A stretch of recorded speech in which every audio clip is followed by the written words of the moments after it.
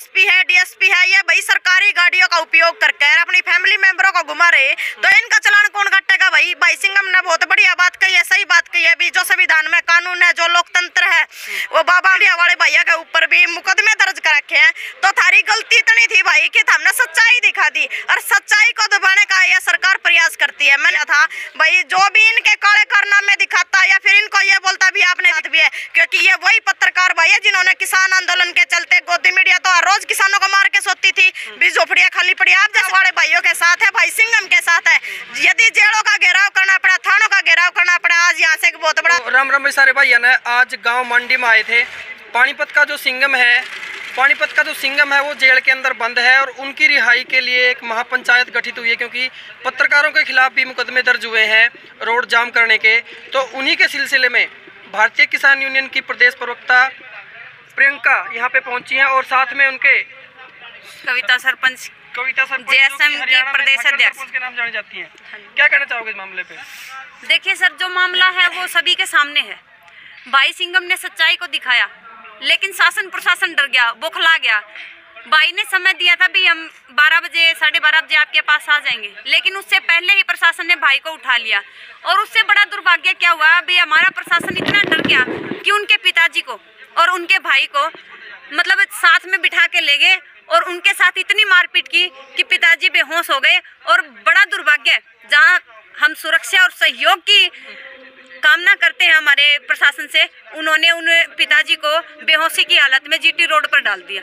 तो जहाँ तक उनके लिए आवाज लड़ने की बात है कि उनके लिए लड़ेंगे हम, तो भारतीय किसान यूनियन की इसमें क्या अहमियत है? नहीं, भारतीय किसान यूनियन की भैया, इसमें भारतीय किसान यूनियन को हम चलो एक साइड में रखते हैं। हम एक नागरिक होने के नाते, एक बेटी होने के नाते हम उन भाइयों के साथ है जो इस सरकार के काले कारनामे, जो इनके काले चिट्ठे को सामने लेकर के आ रहे। और हम तो भाई की हिम्मत को दाग देते हैं, भाई सिंघम की, जिन्होंने एक वर्दी पहन करके सिर्फ इस सरकार की दलाली न करके इनके काले चिट्ठे जो भी है उनको सामने लाने का काम कर रहे हैं। अरे भाई, आम जनता पर चलो भाई एक गरीब परिवार से है, वो समझते भी है कि भाई परिवार कैसे चलाया जाता है। जो ये 25-25 हजार के जो ये चालान कर रहे हैं, कोई हेलमेट नहीं लगा रहा, कोई सीट बेल्ट का प्रयोग नहीं कर रहा, उनके लिए 25-25 हजार के चालान लगा रहे हैं, वो सिर्फ आम पब्लिक पर लगा रहे हैं। लेकिन जो आईजी है, जो एसपी है, डीएसपी है, ये भाई सरकारी गाड़ियों का उपयोग करके अपनी फैमिली मेंबरों को घुमा रहे, तो इनका चालान कौन काटेगा? भाई सिंघम ने बहुत बढ़िया बात कही है, सही बात कही है। भी जो संविधान में कानून है, जो लोकतंत्र है, वो बाबा अम्बेडकर ने एक बनाया है, ना कि जो पद पे बैठे उनके लिए अलग है और जो ग्राउंड पे है उनके लिए अलग है। सभी के लिए यदि कानून एक है तो सभी के चालान किए जाने चाहिए।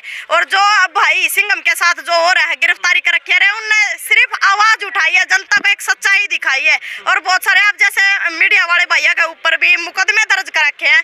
तो थारी गलती इतनी थी भाई कि हमने सच्चाई दिखा दी, और सच्चाई को दबाने का यह सरकार प्रयास करती है। मैंने आपको जींदवाड़ा भी एक एग्जाम्पल अभी अंदर दिया था।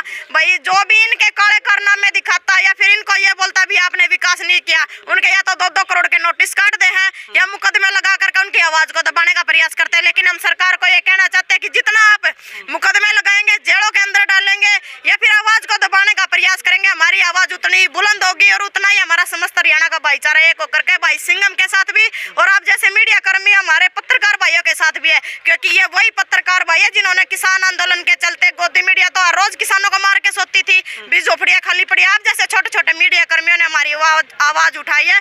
तो किसान यूनियन की तरफ से भी, एक बेटी होने की तरफ से भी, इस देश के नागरिक होने की तरफ से भी हम मीडिया वाले भाइयों के साथ है, भाई सिंघम के साथ है। यदि जेलों का घेराव करना पड़ा, थानों का घेराव करना पड़ा, आज यहाँ से एक बहुत बड़ा फैसला भी होगा इस पंचायत में। ऐसा नहीं है कि पंचायत नकारा जाएगी, बहुत बड़ा फैसला भी होगा और हम उस फैसले का अनुसरण भी करेंगे, चाहे वो घेराव करने की बात हो। अभी तो हमारे भाई अंदर बता रहे थे कि भी परिवार वाले हम जमानत ले रहे, लेकिन प्रशासन जमानत नहीं दे रहा है। तो हम इस सरकार को कहना चाहते भी, हमारे भाई किसान भी यहाँ आए हैं जिनको बिना किसी वजह, उन किसान भाइयों के साथ भी ऐसे हुआ था, बिना किसी वजह जेल के अंदर डाल दिया। 3 दिन तक थाने के अंदर प्रदर्शन चलता रहा, रात के 12 बजे संडे वाले दिन इनको जेल खोलनी पड़ी थी। ऐसा ना हो कि भाई सिंघम के साथ भी ऐसा ही हो, हम थाने का घेराव करें फिर थाने में पैर रखने को जगह नहीं मिले, ये जमानत दे और हम जमानत लेने को फिर मना करें। सारे मुकदमे जब तक खारिज नहीं होते, हमारे भाई को नहीं छोड़ा जाता, तब तक भाई हम पीछे हटने वाले नहीं। आप जैसे भाइयों के साथ हम कंधे से कंधा मिला करके दिल से खड़े हैं। बात करें पत्रकारों पर एफआईआर दर्ज की गई है, बहुत सारी धाराएं लगाई गई हैं, संगीन धाराएं हैं।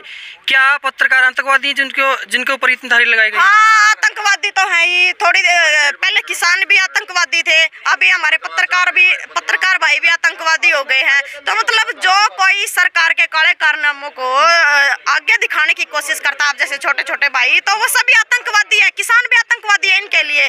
जो इनकी दलाली करते हैं, जो पदों पर बैठ के इनकी दलाली करते हैं, इनकी चमची मारते हैं, सिर्फ वही लोग हैं, वही लोग इनके लिए अच्छे हैं और वही लोग इनके लिए अच्छे हैं जी। तानाशाही कितने लगती है सरकार की इसमें? नहीं, तानाशाही तो सारी है भाई। लठा के दम पर जनता की आवाज को दबाया जा रहा है। हमारे सिंघम जैसे भाई, आप जैसे भाई हमारी आवाज को बुलंद करने का काम कर रहे हैं। मीडिया देश की जो ग्राउंड लेवल पर दिखाने का काम कर रहे हैं, उन भाइयों को उठा करके जेल के अंदर डाला जा रहा है जी। बिल्कुल।